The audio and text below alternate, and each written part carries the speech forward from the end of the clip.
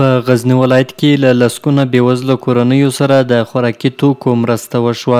په غزني کې د قادري خیریه بنسټ له لوري له 40 اړمنو کورنیو سره د خوراکي توکو مرسته وشوه.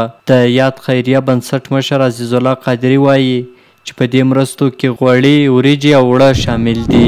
نوموړی همداراز وایي چې دا مرستې د غزني د بېلابېلو ولسوالیو له هغو بېوزلو کورنیو سره شوي چې یا خو سرپرستان نه لري او یا هم سرپرستان یې کراچۍ چلوي. قادري زیاتوي چې دا مرستې په بهر کې د میشتو افغانانو په مالي کومک له یادو کورنیو سره کړي دي او راتلونکي کې به هم هڅه وکړي چې له بډایو کسانو مرستې راټولي او پر بېوزلو کورنیو یې وویشي.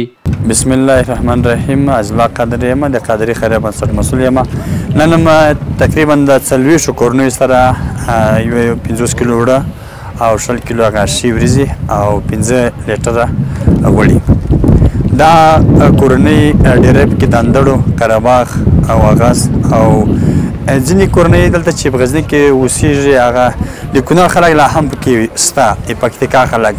نو زموږ موخه دا ده چې څوک اړي، څوک چې مجبوره یې، موږ ته دا مهمه نه ده چې د افغانستان د کوم ولایت ده، د کومې سیمې ده او د کوم کلي ده.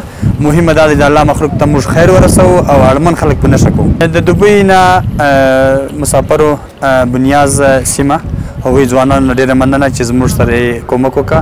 نور تجارانو، ملګري، څوک چې جاب لري، ټول زموږ سره همکاره دي او ټول خواخوږي ملګرو همکارانو نه زیاته مننه او له خاصتا د شملې راډیو نور خبريالانو نه مننه چې موږ زموږ غږ دوی انعکاس ورکوي، هغه تر خلکو پورې رسوي او خلک زموږ د هېوادوالو احوال اخلي، د هغوی حالاتو ته معلومیږي او هغه یې ګوري، بیا دوی زموږ سره مرستې کوي، موږ د خلکو باندې ویشو کومکونه. دغه بېوزلې کورنۍ هم له دې مرستو خوښې دي.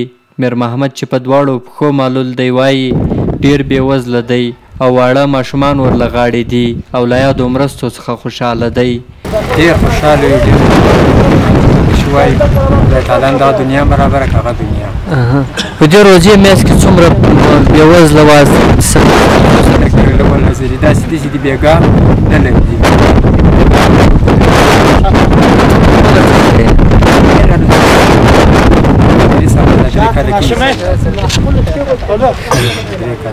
څو نفره یاست په کور کې؟ څنګه یې ساتې په پښو باندې معیوب یې څه رقم دغه تاو بل